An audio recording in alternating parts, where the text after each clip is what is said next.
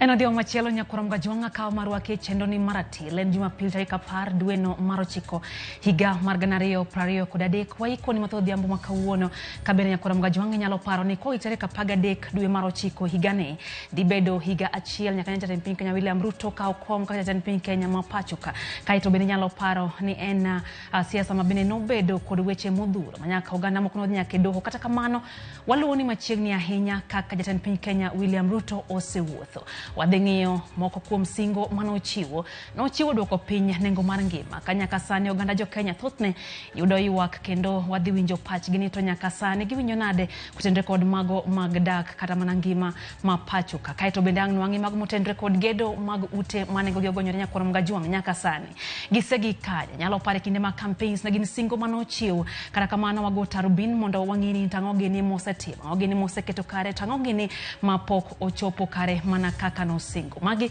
waikoni wechego manyiena mago maratile kabanga no be kanyago gi twak mabende tawo kanyo gi George Bati twak maratil nyakuramga jwang twagni degoyo mbaka ewi mag mutendre kod demokrasia mag duond buche mapacho kanyalo paro ka duond bura mar ODM nothicho oko moko kuom jokanyo mag duond bura no wadhi ng'iyo ni to sebedo nade tango gini magin kaka chike mabende tayo duond buche mapacho ka wadhi go mbaka kanyo gi Kamoting'o Mulo Junior mano jasiasa mabende twake lo Kenya Kwanza kaya chail gi Frederick Okango mano bende jasiasa mabende twake elo Azimio la Umoja One Kenya Alliance twak makamanya kuramga jwang biro mana bang' weche manyien to moko kaka pile magethund weche.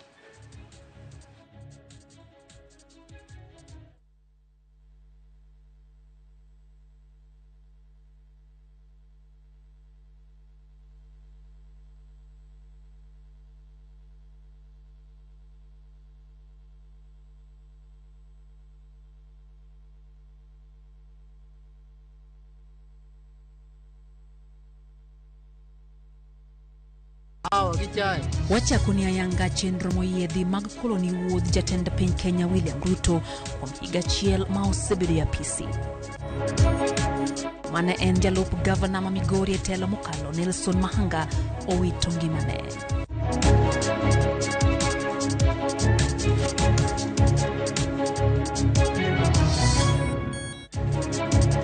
Bwana Ruto sija hapa akafanya magavana yetu atikama ni mapagazi yake. Jatenda Azimio la Umoja One Kenya Alliance Raila Odinga okwero tend Kenya Kwanza ni owek donjore gi tije governors mag Azimio. We will not go back to reckless borrowing. Kahawa di maber, chai di maber. Toere kaka niang' ituono godo kahawa gi chai. Wacha kunia yanga chenro moyedhi mag koloni wuodh jatend piny Kenya William Ruto kuom higa achiel ma osebedo e apisi. Mane en jalup gavana ma Migori e telo mokalo Nelson Mahanga owito ngimane.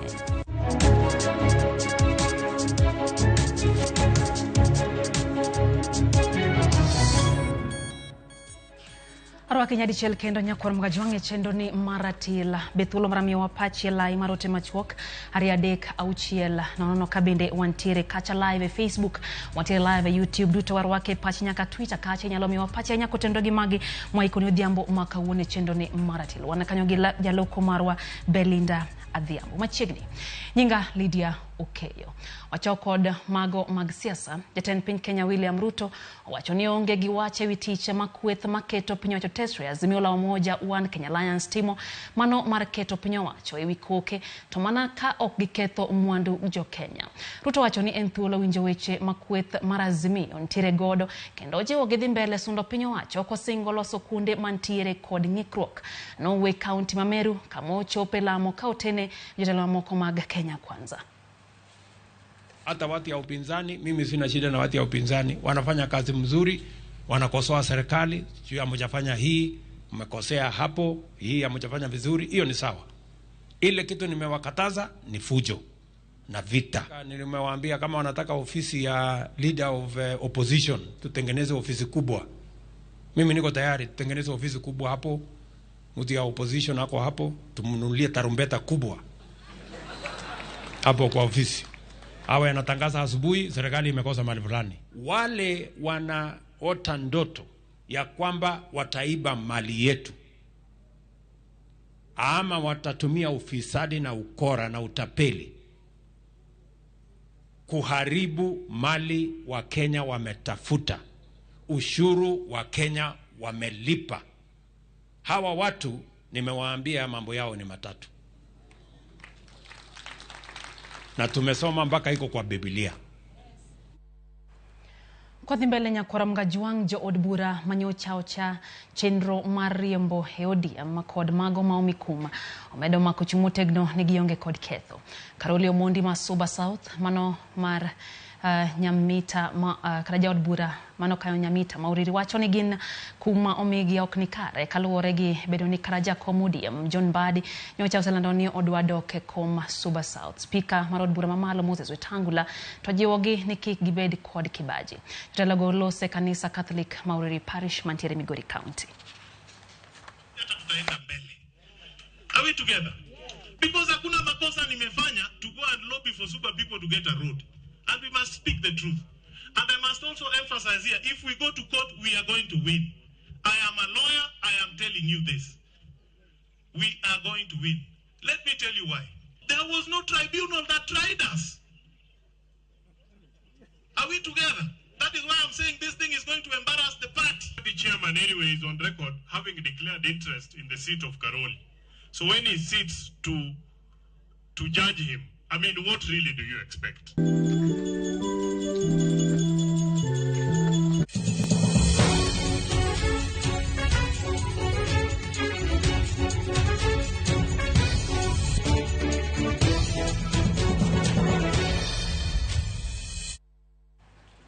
Kakana singo ni nyakora mgajuanga ena higa chiel nyaka nyaten piny Kenya William Ruto kao kom kaka jatenda piny mapacho kamara beach wang'iyo ni kaka osewuotha inyato kotenre kod singo manomiyo ganda jo Kenya.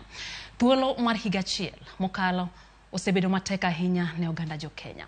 Kata obedo ni jo Kenya noketo geno mapek kuom jatend piny Kenya William Ruto manosingo duoko nengo mar ngima piny. Higa chiel nyakora mgajuanga itendo William Ruto nengo mwandu osemedore, osuru ma ijuoge mwandu bende koro oseidho.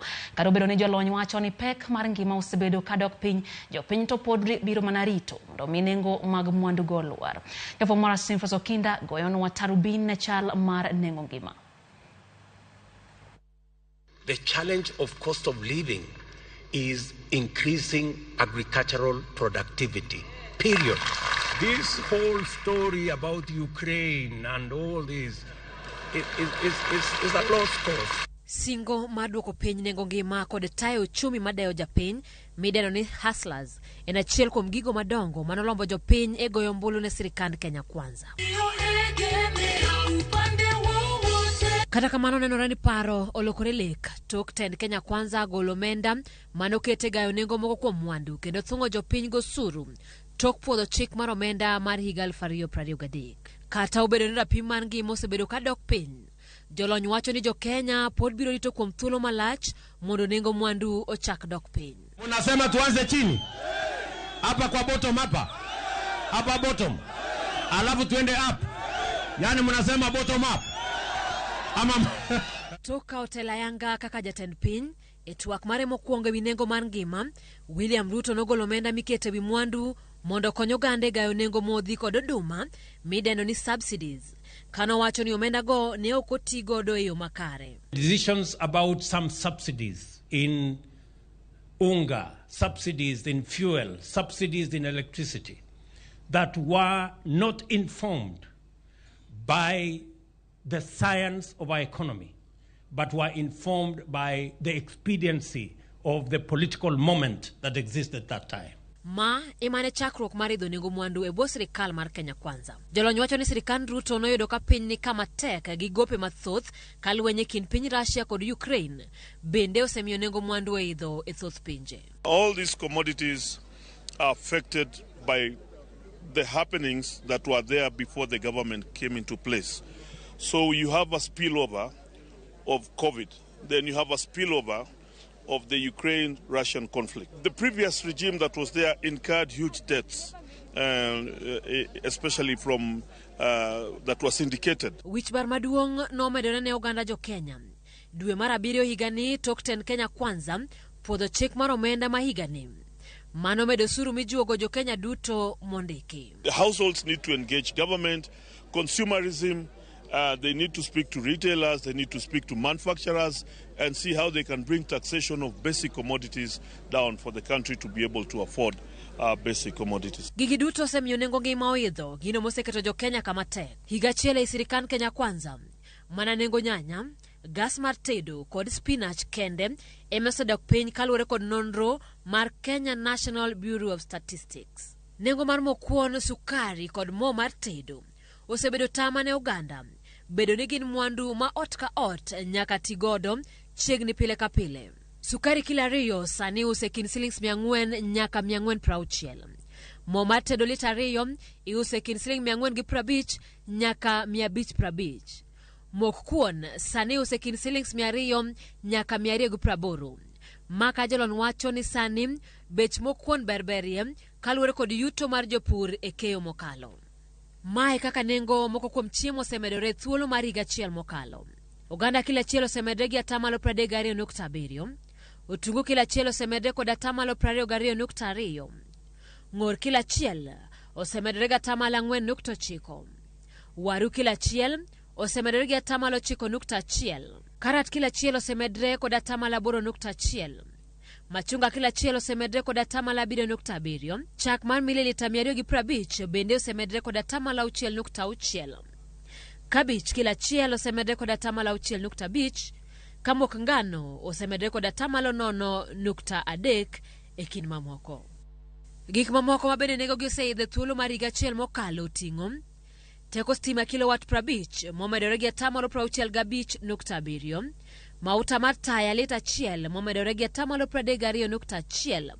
Ka diesel lita 1 omedore kod 28. Thoth oganda koro wacho ni gigwonyore mana gi pado ka koro osechurogi mondo gilo kaka gidago ngimagi mapile. Jomoko are going without even these 3 meals in a day. Onyalo yude kata bang' ndalo 2 to yudo kata mana nyuka moro, to nyuka ni ok en balanced diet. Kata salad mayande wanyiewo mar shilling 50, iyudo ni sani salad inyalo usi ni 200. Ipenjri ni to koro adwa timra nade mkebe matin ni shilling 200. Sukari yande wakao kata shilling 100.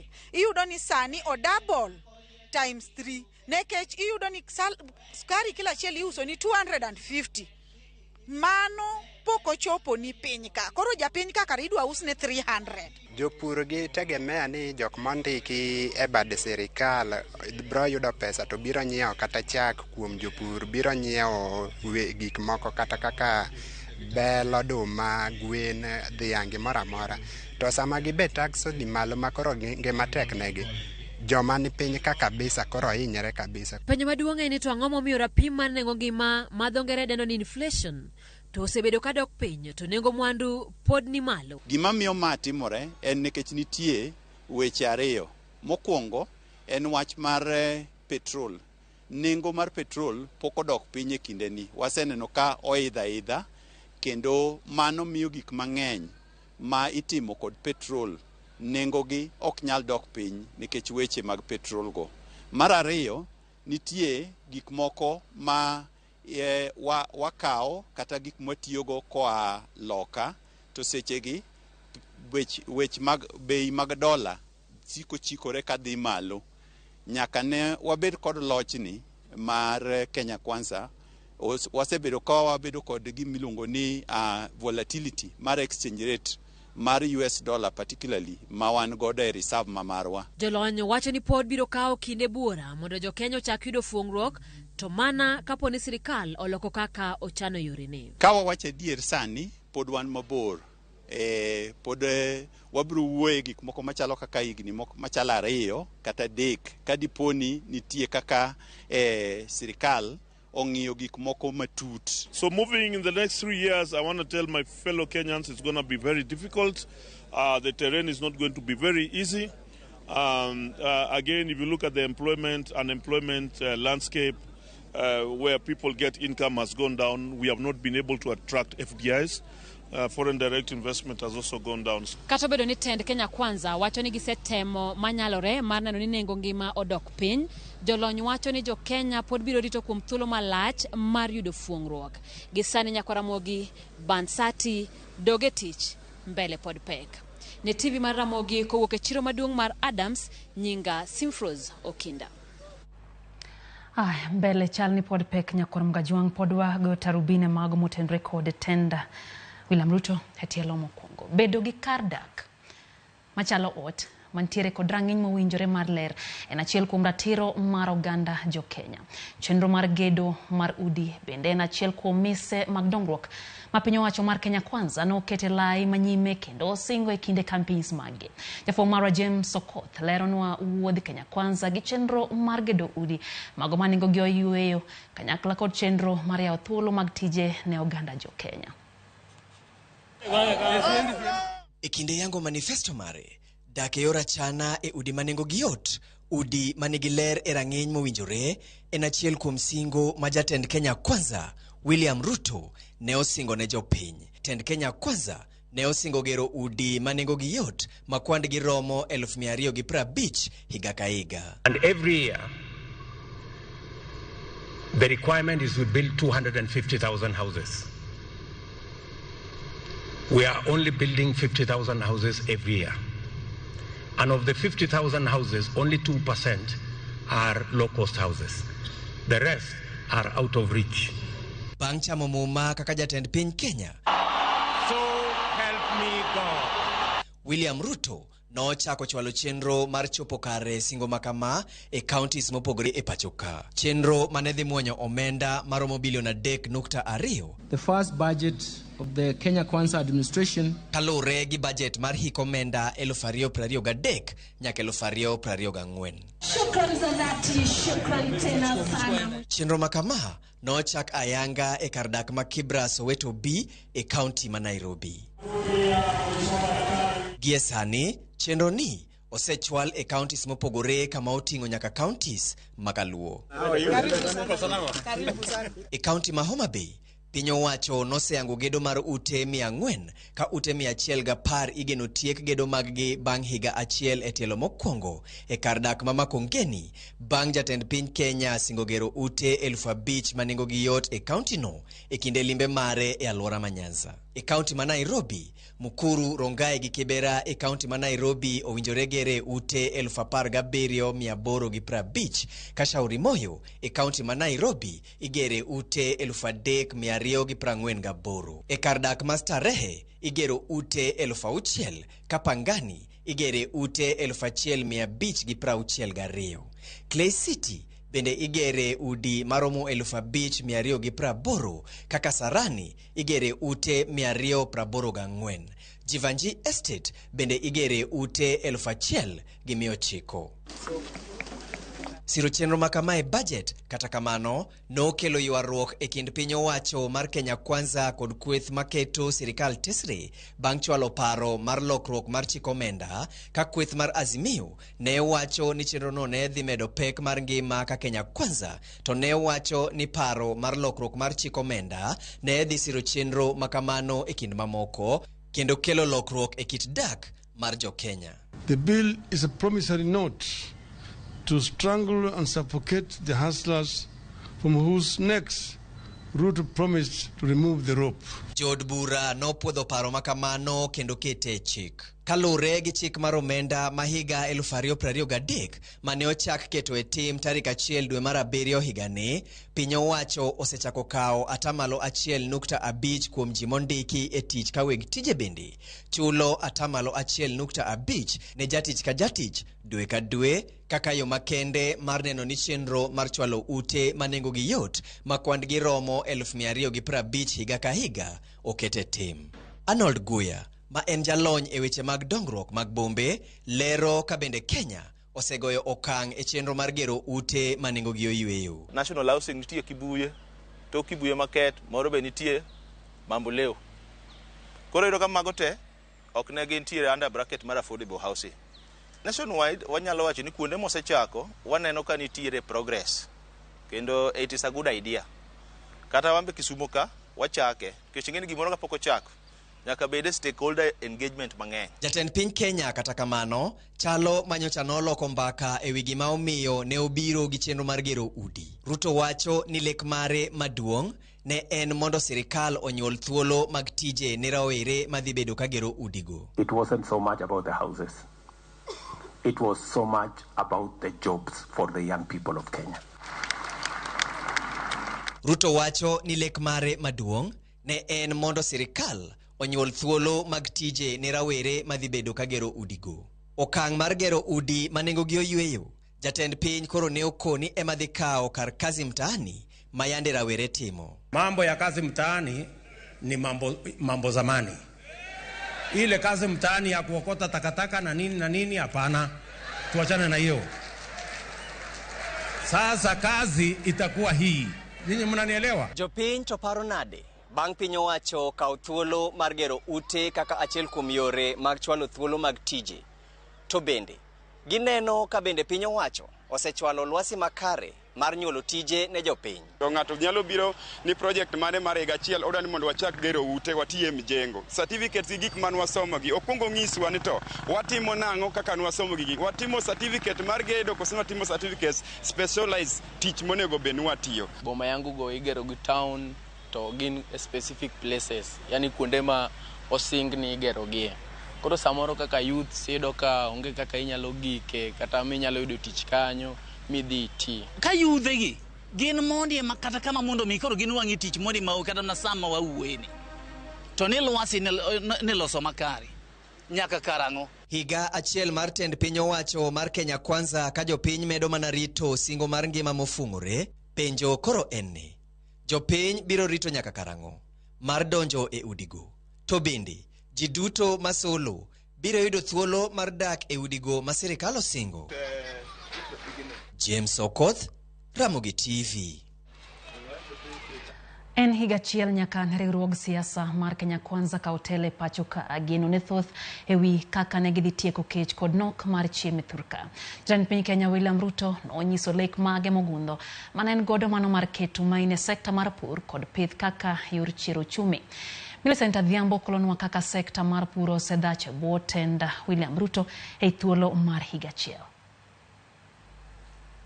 Tarik 30 dwe mar auchiel higa mokalo riwruok Kenya Kwanza kotelnegi kod ogai margi William Samoei Ruto ne osidho ayanga lek abich madongo mane gin godo ne oganda jo Kenya ka sekta mar pur ema ne giketo e thuolo mokwongo mar bero ponono ne obiro oyiergi ka giwacho ni pure sekta mane nyalo chiero ochumi mapacho ka.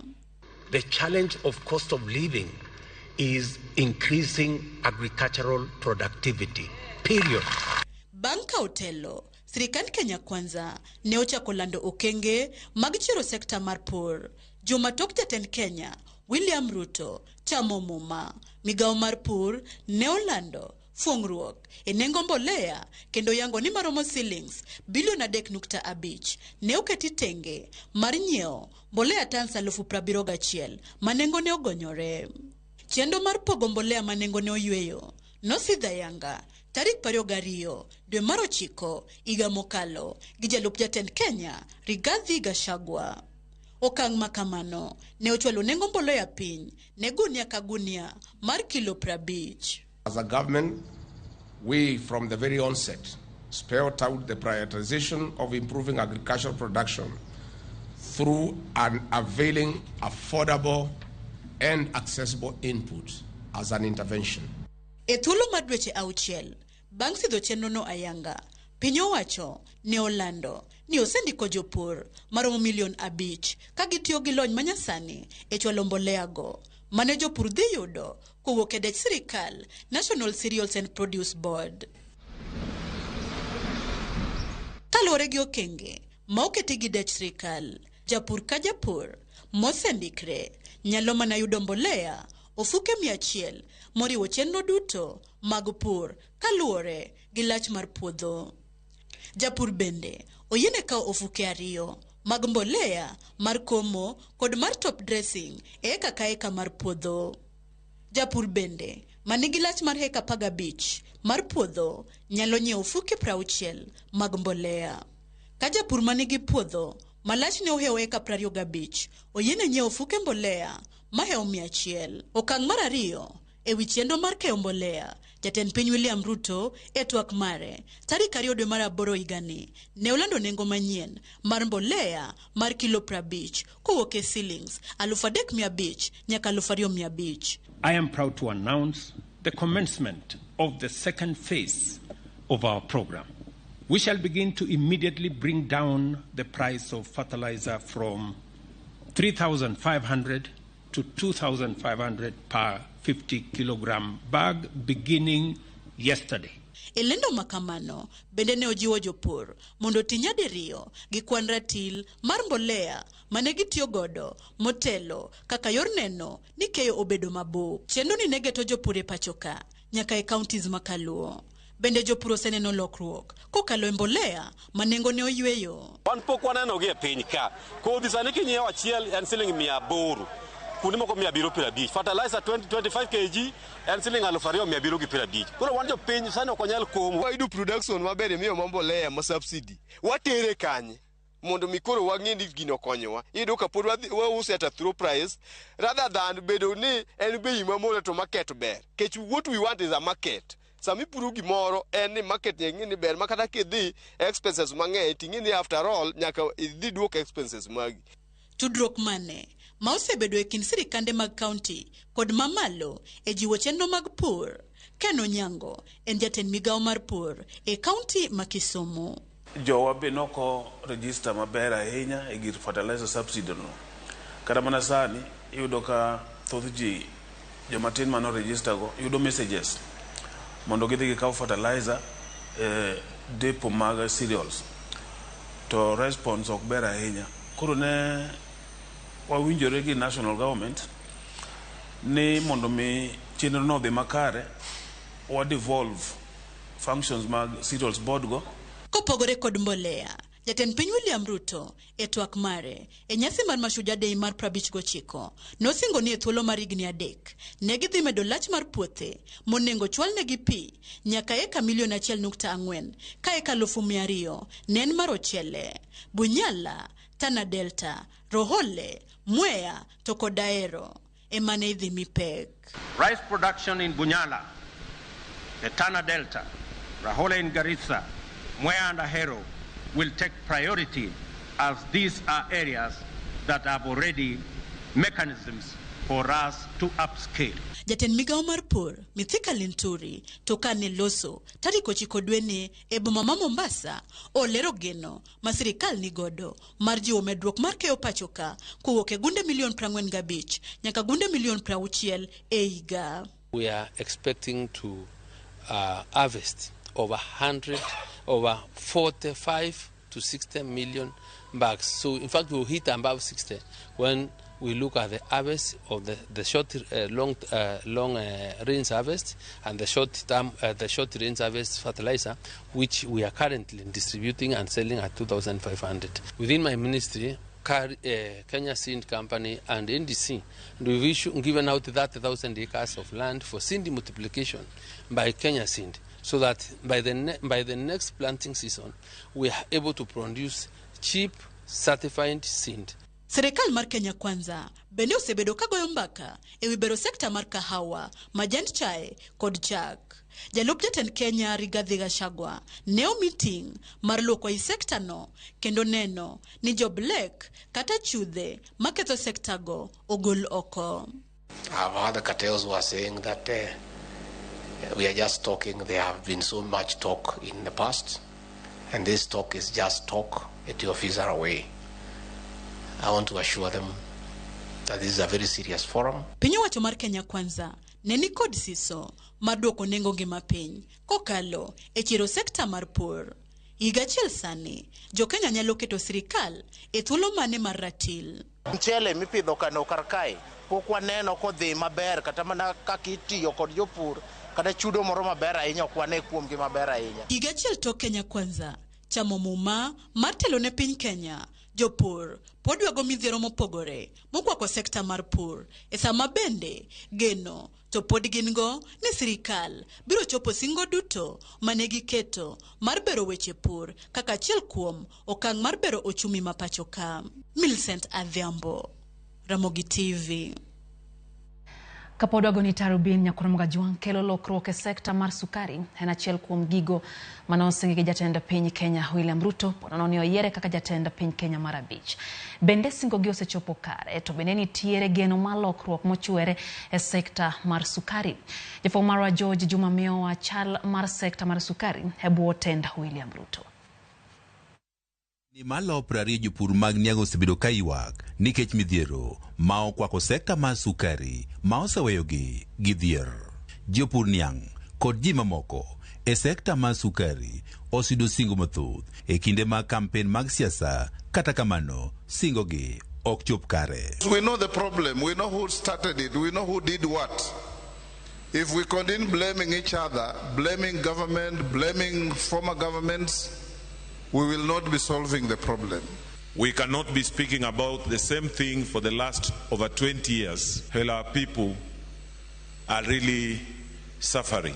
Maote one yiero maduong' mar higa mar 2022, jatend piny Kenya William Ruto ne ochiwo singo mar bero sekta no mar sukari.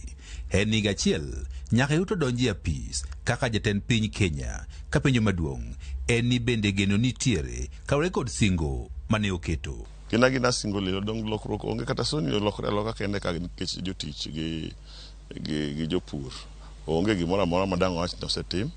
Koro pod wang'iyo gi chapni maneno ka ne gitemo chapni e wach luongo ji bura to be iluongi mana dakika mogik ka gima ne ji ok dwar. To wan gi geno ni ka gichomo watir to ji botiyo malong'o. Kembe mag sukari pod nitiere kod pek kama chiegni yande kembe mag sirikal e imbo mar Kenya oloro chenro maggi kuom thuolo mar dweche 4 ka iloso yore mag tieko pek mantie. E kinde mar higa achiel mokalo, piny owacho mar Kenya Kwanza osekawo okenge mopogore opogore e sekta no. Lipot mane ogol kod jatend migawo mar omenda Nyonguna Nung'u e higani ne olero ni piny owacho nitiere kod yore 16 mar chiero sekta no mar sukari. Mokwongo en rucho oko gope ma osebedo kadewo kembe mag sukari mag sirikal. Kamar ariyo en chulo jopur gope kod mamoko. Nyaka sani kembe 5 mag sirikal marego sukari nitiere kod gope ma ka oriw to heo siling bilion 118. Mano riwo moheo siling bilion 9 ma ibandho kambino ma Chemelil, bilion 7 ma ibandho kambino ma Sony, bilion 62 ma ibandho kambino mar Nzoia, bilion 26 ma ibandho kambino mar Muoroni, kaachiel kod bilion 22 ma ibandho kambino mar Miwani. E kinde limbe mare e kambirego niang' mar Nzoia tarik 28 mar dwe mar 8 mar higani, jatend piny Kenya ne omedo siro wacho rucho oko gope ne kembe mag sukari kendo singo ne kambino mar Nzoia ochier. Tumepitisha katika baraza la mawaziri ya kwamba hiyo madeni yote ifutiliwe mbali. I am going to commit public resources for cane development to make sure that we develop cane. Sekta mar niang' kaka waseneno ni giminyalo tim en mana kawo pesa ticha kose right of gope ma ywayo gi pinyno. Ticha kikawo pesa timiyo kambi to loso lak niang'. To gino lokore aloka to gi management motegno. Sekta mar sukari bende en mano ma mibadhi osebedo ka okwako kuom higni mathoth. Jatend piny Kenya Ruto oselanda piaya mar kedo kod mibadhi e sekta ni ma oting'o achudhe. Debate in the sugar sector has created the notion that some of our private millers are unscrupulous. My position is that we are having a very destabilizing level of corruption in the sugar sector in general. Ka opogore kod wach rucho gope ne kembe sukari, sirikal kokalo kuom romo ma jotend migepe ne oyiere mar puodho paro mar chiwo kembego ne joket mwandu e yor kodesa ma ok yor usogi ne joket mwandu kaka yande ne opwodhi higni 8 mokalo. Sirikal bende nitiere kod paro mar nywando kanyakla moko kuom kembe mag sukari, karanyisi en riwo Chemelil gi Muoroni, Nzoia kod Sony to dong kaka gin. Kambi ma miwani pod buche nitie doho. E budget mari komenda 2023 nyaka 2024 piny owacho ne oketo tenge omenda maro milion 270 mar siro chiendo mag lokruok e sektor mar sukari e pacho kae. Kata kamano, moko kuom okenge ma piny owacho mar Kenya Kwanza oselando kaka mano ma kelo sukari kawuok e pinje ma oko kaachiel kod okang' mar chungo beto niang' kaachiel kod rego mag niang' kuom dweche 4 oko semromo kuom jopur. Gima wuoro ni kahawa dhi maber, chai dhi maber, to ere kaka niang' mituonogo gine, mituonogo do kahawa gi chai ti ipodho. Sokouru mokelo wachni. Sokouru wawuoye region. Kembe duto ja oko biro fundo Homa Bay, Migori, Narok gi Kisii. Gisomo niang' gitieko. Ema gisomo niang' mawesa gitieko. Omiyo region ne madhi konyo jopur. Onge mar chike malong'o mata sekta mar sukari bende jopur niang' wacho ni osekelo pek. Kata bende jopur niang' wacho ni pok ochop geno pod giketo wang'gi kapo ni lokruok magiserito higa mathoth dhi yudore e kind tend jatend piny Kenya William Ruto. George Juma, Ramogi TV, Migori. Koramga juang piny wacho maitayo kod duond bura mar Kenya Kwanza osemedo kawo hola kendo gopegi osekalo shillings trillion 1.5 e thuolo mar higa achiel mosekalo. Maka jafwambo mar Wedino Koth leronwa kwand sirikal maitayo kod William Ruto mano mar weyo kawo hola medo teko mar shilling mar Kenya kaachiel kod jiwo choko mag osuru chal ma pod otamore donjo.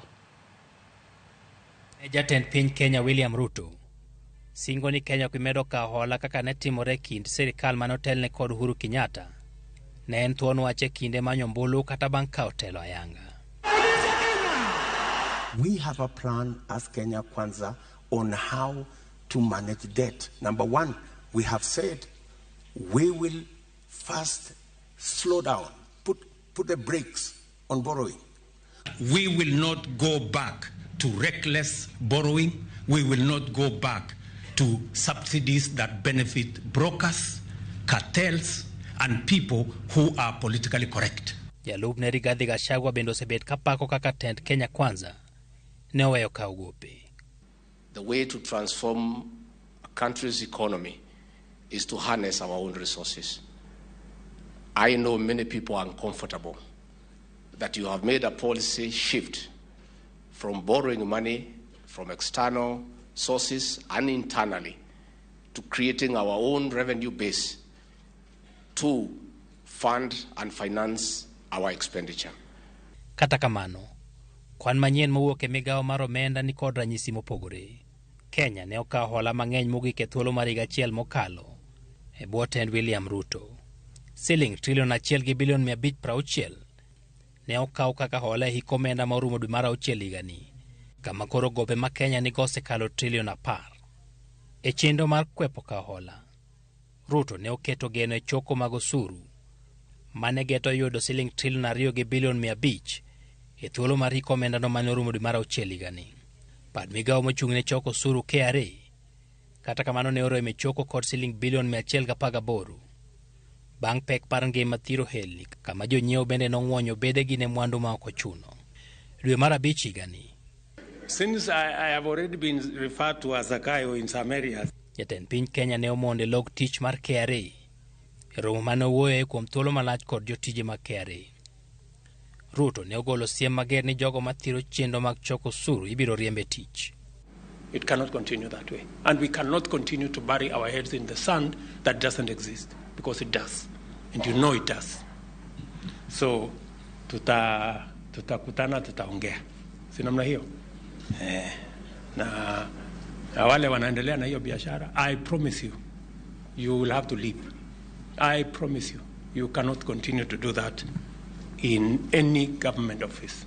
Nikech thoth gope mag Kenya kawo ki dola mar Amerika, luar mar teko siling mar Kenya osemedo pek mar chulo gope thuolo mar higa achiel mosekalo. Ruto ne opako okang' mar kawo maut e yor hola ma ichulo bang' dweche 6 kaka okang' ma igeno ni biro jiwo teko mar siling mar Kenya. They have managed to put together a program that has taken us away from looking for $500 million every month to buy our fuel needs. In fact, in the next 1 month or so, you will see dollars coming down, the exchange rate coming down in a very phenomenal way. In fact, in my estimation, in the next couple of months, the exchange rate will come below 120 shillings. Kanyo bende chal ni kwan mar Kenya Kwanza obayo yo. Dwe mar 9 higa mokalo kane Ruto kao telo ayanga, $1 ne en siling mag Kenya 120 gotong' lariyo. E dwe mar 4 mane chieno mar holo mauta no chakore, $1 ne en siling 133 gotong' l'4. Chakre dwe mar 9 higani, $1 mar Amerika koro en siling 146 mar Kenya. Ranyisi moromo ni kwan mag jiwo chumi ok dhi maber. Geno matend Kenya Kwanza koro nigo en cham ma osechako wuok e puothe, kama moko kuom jotelo poyo ni chindo mag pogo mbolea osechako nyayo lemo, okang' manyalo duoko nengo chiemo piny kendo kelo yot e ngima oganda. Edwin Okoth, Ramogi TV, Nairobi.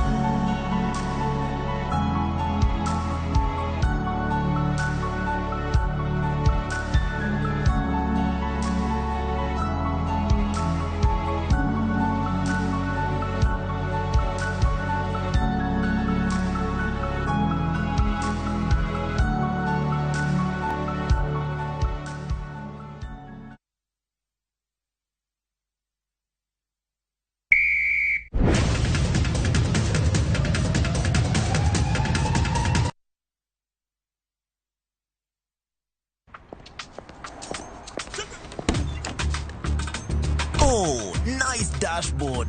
Thank you. Gari yako ni mzee na venye dashboard yako inakaa mpya, mbichi. Is it new? Acha hizo tropi, unanichocha. Ipata pana si mpya. Neat. Manze, and that smell. So fresh. What's your secret, man? Nimekuwa nikitumia Tropical 2-in-1 car dashboard polish since I bought the car. Just spray, wipe, and your dashboard looks as good as new always and smells fresh. Haitawai parara. With Tropical 2-in-1 car dashboard polish, your car dashboard looks new always, fresh and shiny. Available in 4 exciting variants and in all leading supermarkets from Tropical brands.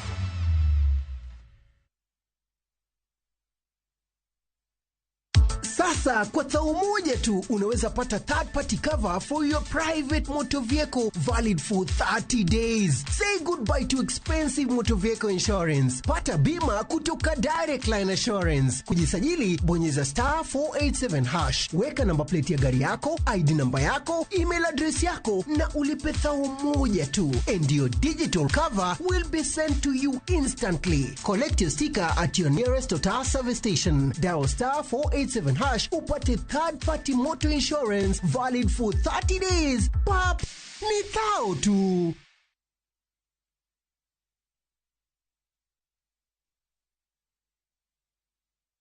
Kulipa ni free na Equity. Simply use your Equity mobile app. Dial *247#. Use your Equity line or Eva chatbot to pay for free in over 900,000 merchants countrywide. It's simple. Go to your Equity line, log on to Equity mobile app, use Eva chatbot or dial *247#. Select pay for goods and services and input the merchant's one Equity till number to pay for free. Karibu member.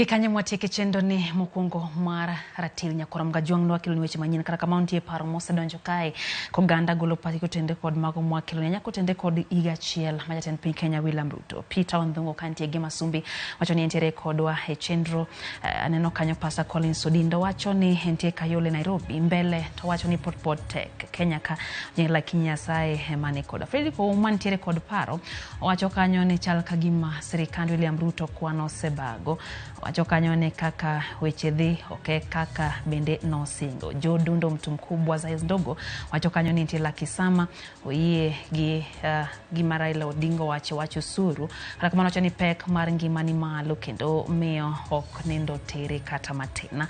Aneno kanyo Professor Tomolali mano mar bare Nairobi wacho ni entiere kodwa e chenro.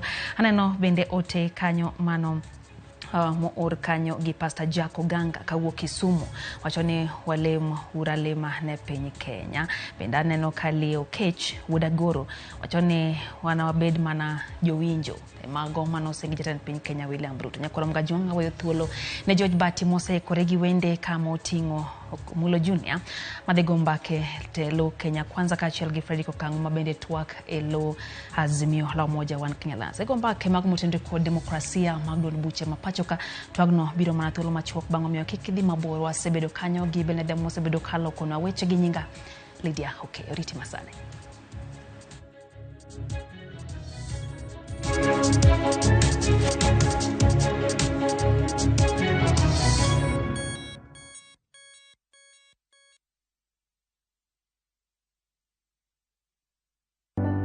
Seche moko nyalo yudo hera e yore koda kuonde ma okigeno. Kaka intiere ni samoro be tek yudo ng'ama nyalo miyi hera mar adieri. Nyako mamuofu maonge geno mar hero kata mar yudo hera. Agiso. Mama bigelo wichkuot familia marwa. Be gibiro yudo yore mag duogo hera e kindgi to gibed kachiel. Kang'eni hera wani en hera mar adieri. Ang'eno ko bikodo wiwa. Agiso e Winam Cinema Jumapil saa 2:15 otieno kod saa 4 otieno mana e Ramogi TV.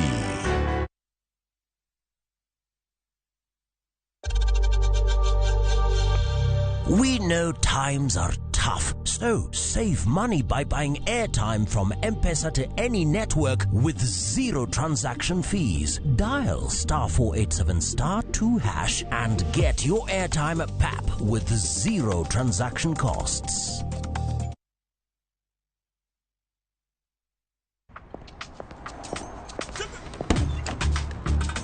Oh, nice dashboard. Thank you. Gari yako ni mzee na venye dashboard yako inakaa mpya, mbichi.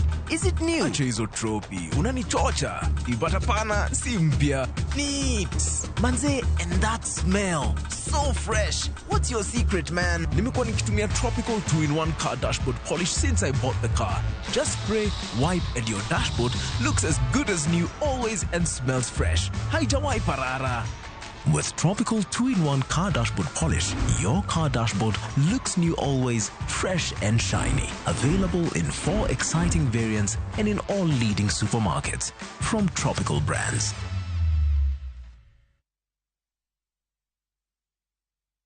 Just like COVID-19, pneumococcal pneumonia is a potentially serious respiratory disease. Do you know that if you're over 18 years and suffer from certain chronic diseases like diabetes, lung, kidney or heart disease, alcoholism or asthma, you are at risk? Or if you're immunocompromised due to a condition or use of certain medications or smoke cigarettes, you are at risk? Don't wait. Act now and get vaccinated against pneumococcal pneumonia. This message is brought to you by Pfizer. We love to share our cultures, and the one thing that unites us all, that celebrates precious moments, nurtures our Kenyan spirit, welcomes, and even inspires. Our language does all of this and more. The more the milk, the better the chai. Chai kweli ina Brookside Dairy Best. Nyakwa Ramogi ne gin ji ma humbgi ne lach kane giloso oganda ne chiko itgi bende kama ne gikalie weche ne dong matho.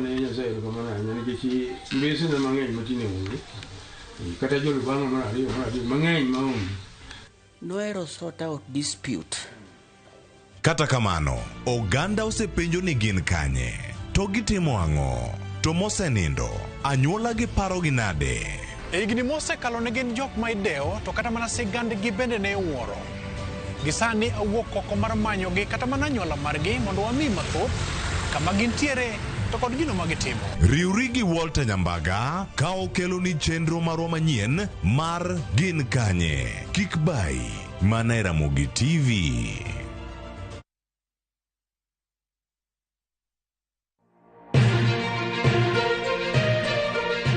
Weche manyien mamulo dhod chunyi maiye gin mago machiegni kodi. Weche thieth, anyuola, ohala to kata rita. Ka utuch to wan kode. Kotimore skunde e gweng'u ne wedeni kata osiepe magi duto wan go. Wan kae mar neno ni ng'eyo gima biro kendo bedo gi ikruok motegno. Onegi ng'e gima timore e seche motimore mapiyo piyo to mae e kama iyude wechego. Nikech Kenya en marwa waduto to Ramogi TV en odwa. To kendo wantie iye kanyakla achiel kaka onagi. Ma en rupiny kod mbaka oromo. Ramogi TV. Sud machiegni mondo wago mbaka.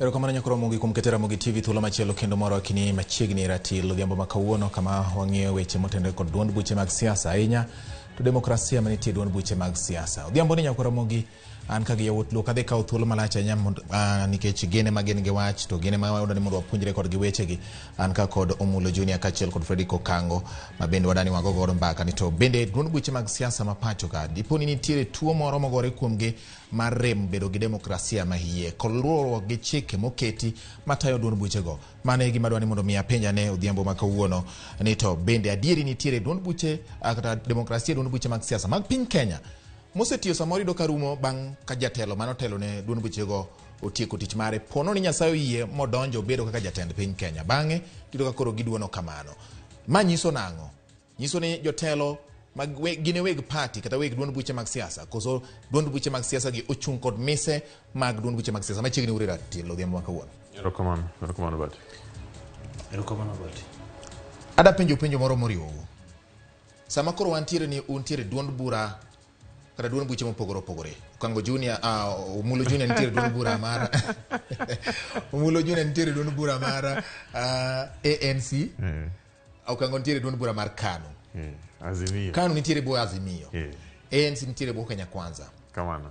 Wang'iya ne wechegi Okango. Motelo ne donjo ni e KANU nitiere duond bura mane nitiere kendo nitiere jagoro maduong' mar duond bura iluongo ni Third Ways Alliance. Mano kare. Sani nitiere KANU. Omulo kane pok odhi ANC ne en jakanyo mar duond bura mar ODM. Koro en ANC. Ang'o matimore? Bati mokwongo e piny Kenya ka wan gi miluongo ni multi-party democracy. Tiende ni nitiere duond buche mang'eny. Duond buche mang'eny. To ng'ato ka ng'ato nigi ratiro mar donje duond bura mora mora moneno ka oikore ne owinjorego kendo timbe duond burano gin gigo ma nyalo konyore kode kata ohero onyalo thwalo wechego. To gimomiyo kidonje duond bura mora mora to ibedo jakanyono en ni nekech duond bura ka duond bura nigi chikegi. To duond bura ka duond bura otelnegi gi weche adek. Mokwongo en pend chik. Mar ariyo en chike duond buche. Mar adek en chike mag party mar duond burano.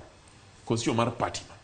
To kidonje duond bura to chuni ni nyaka idhi itim tije mag duond bura cha kaka duond bura constitution mar duond bura cha dwaro. Mane gimitimo. To kiwuok mondi koki donje duond bura mora mora. Onge ng'amo tam donje duond bura mora mora. Onge ng'amo tam. Kata kawuono ka omulo oneno ni gigine ANC dipodho. Koro negi wacho ni Malala podhe cha.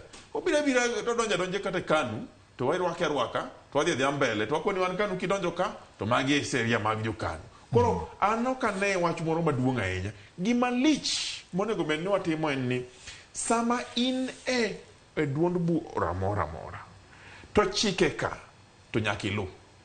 Kowachi ni onge mibadhi onge. Kowachi ni ka party ogolo position, ogolo ni wan kaka party, obed coalition party, obed political party, ogolo wacho ni wan okwadwar weche ma di kelo ne jopiny ngima matek di yiedho weche mag Finance Act, to mane ka kiliwori ka en bunge. To ka en ja kanyono mane be ka kiliwori. Ka party wacho ni wan okwabi dhi weche mag ola mang'eny gi, to mane ka kiliwori. Ka party wacho ni wan okwadwa dhi weche mogo mag ketho sa yanyo ji e political podium, to mane ka kiliwori go. Mano e ka koro party bedo gi discipline.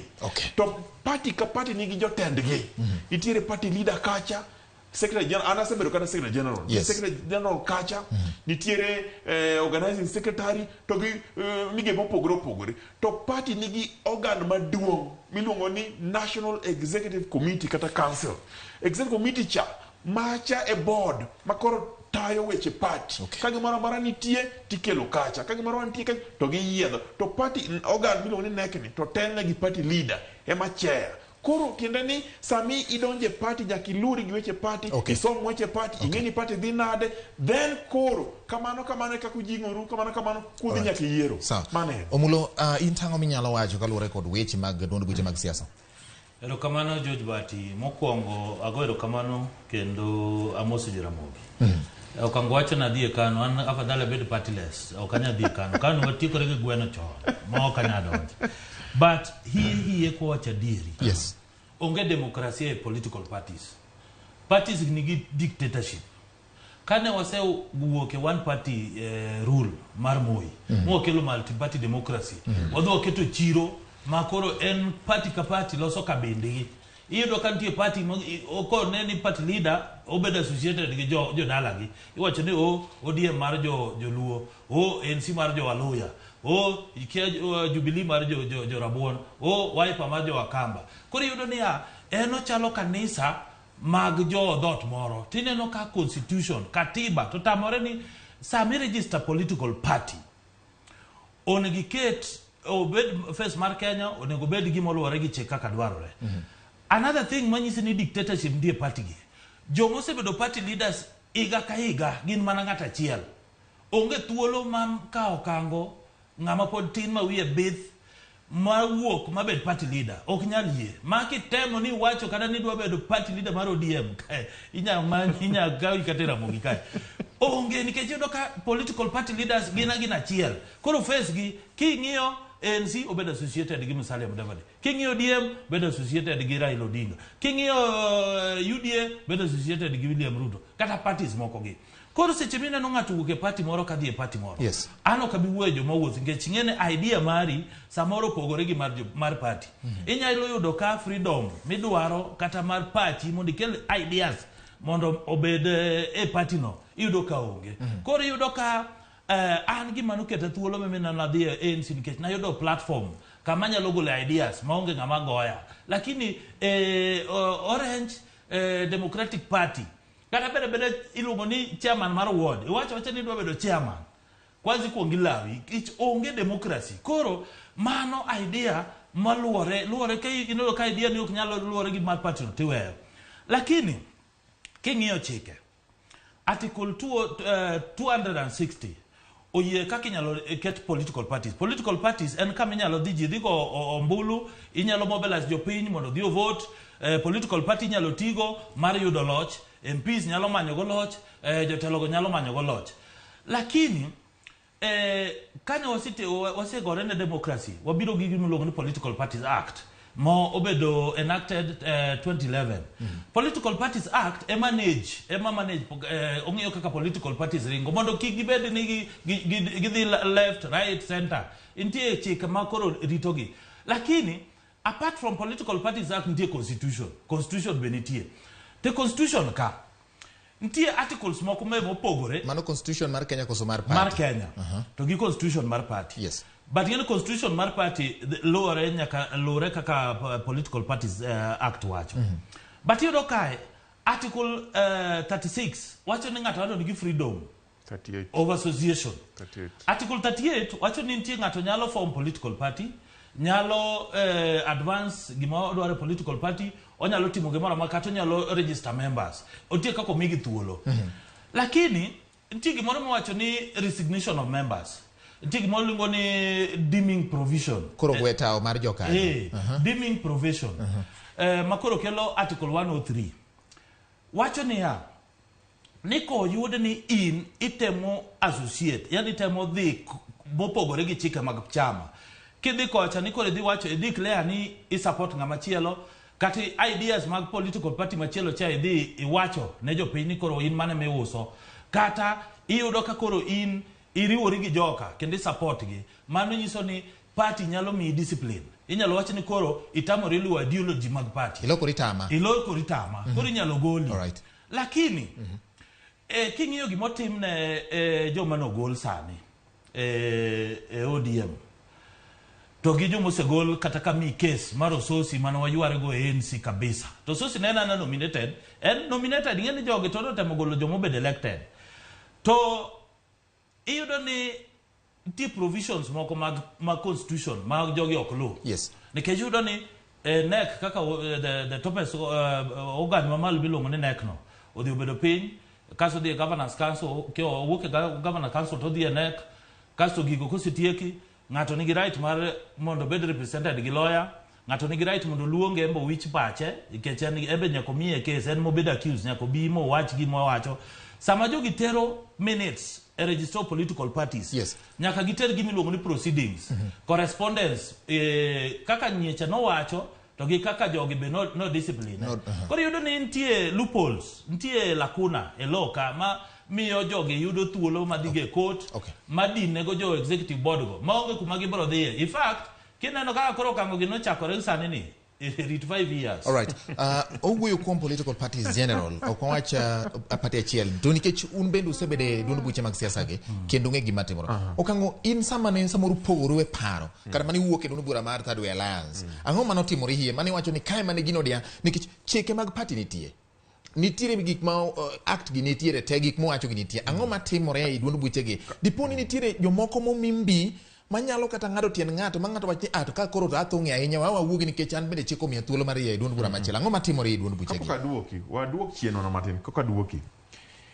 nitie gimo mulo wacho kanyo madwa siro omulo wacho ni nitiere Political Parties Act ma wacho cha ma tayo od duond buche gi te then nitiere katiba pend chik constitution mabende ahinya article 38 mawacho ni ng'ato ka ng'ato nigi ratiro mar riwore gi ng'ata manie party moro iwinja ok otami to chik wacho ni parliament biro loso chik moro matayo kaka itimo wechegi to chik no noselose dwe mar higa mar 2011 iluongo ni Political Parties Act to e Political Parties Act kacha nitie kama iluongo ni section 14 wacho niya ka in jakanyono mar party moro kwa mfano in ja ODM kata in jakano kata in jakano kata in ANC in kacha to ing'eyo ni in ja ANC ibedo registered okoyieni dhi formo party moro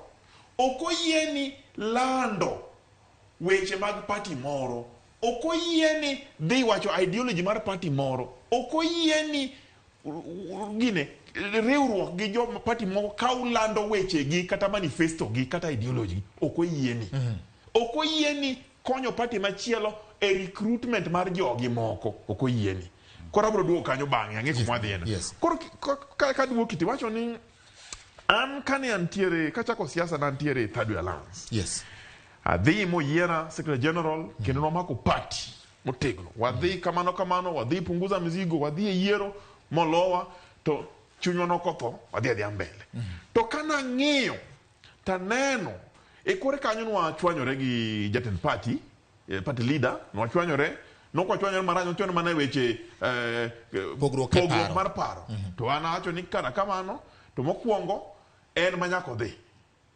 wathule oko koro gimo wacho ni party leader ok thulo oko ni manonge wan wathulo party leader wa oko wathulo oko nikech ne jo wan ji mang'eny mowacho ni paro mar party en kama en pachi nopogore to bang'e ne aneno ni mondo mi achom kuma radhie mar siasa na nyaka na kora awuogi a resign ni wuok nango to sethulo jatend party oko nekech bede party ok ni nyaka ok ni nyaka ibede party mondo ibed party leader kinyalo choro siasa ni mbele an naneno ni pacha nopogore matin gi party na mandalo no koro nyaka nang'i kaka nyalo donje party machielo mondo achor siasa na mbele mane gima nadonje kanu aya koro bati gima duong' weche party ka party chiko wacho ni ok nyal los party e buo religion kata tribe ok nyal timo kamano emomiyo ondikacha ni party nyaka bed gi sura mar Kenya e National Executive Committee ma wacho chande nyaka bed gi sura mar Kenya to king'iyo party wagi moko gin gionge go ANC margi nani margi jumulo juneni ing'eyo ni osenyiswa mang'eny kata malala ne nyiswa gani ni party leader Mluya gine ng'ama ywe office mar party Mluya secretary general ne Mluya mano ndalo cha santa sane pane giseloso gik moko koro gima nyaka wang'e kaka jokanyono to ginaro jokenyo winja maber sami donje party nyaka ilu chike mag party sami luwo chike mag party eka party be neno kitegno eka party be konyi ekikonyori gi party koro gima watemo wacho ka ni neno omulo wacho ka ni ntiere jomoko no gol to party ni mano dictatorship anto pacho pogore matin batin nikech kama kane ang'eyo mos joma no thulo oko gi to ne giwacho ni gin gibro dhi riwore gi UDA to nwaneno gi Homa Bay kane gidhi e pap gi recruit ne UDA to gin ichalo ng'ama gochore Arsenal tirwako jazi mar Man U tiwacho ni no aneno dogigin waneno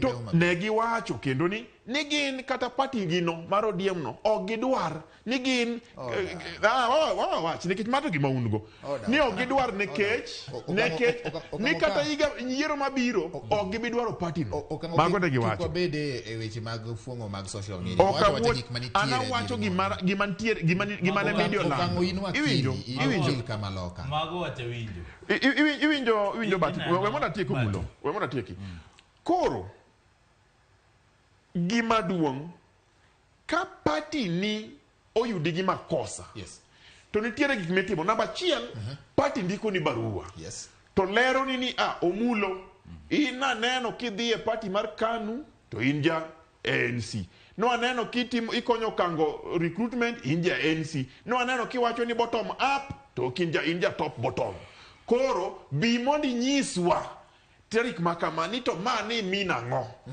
imi fair hearing tidhi kacha tiwacho to kisewacho tigikoni ni kara sami biro ni oyieni biro gi wakili kibiro gi wakili tibiro winji kendo biro mi duoko to ka party disciplinary committee iluongo ni internal dispute resolution mechanism teni nono weche mag iot kaka gik moko kethore to kaka inyalo losgi kapok idhi e court koro onge ng'ama yiene dhi e tribunal mokwongo nyaka ilose iot ka to kani neno jogo nomi moko kamano to kamoko to bende sama gitimo ma to ging'iyo ni katiba mar party to wacho ang'o okil mibiro gin roya kanye to un gik motimo gi to timo nang'o koro kano tim magi tema party cha odhi yudo joka ni makosa moro ne nitie koro katiba wacho ni inyalo miyi fine inyalo riembi inyalo miyi keti tenge mondo to no mi mago dakika tin to an gi penjo moro kama daher ni mondo mi watiek godo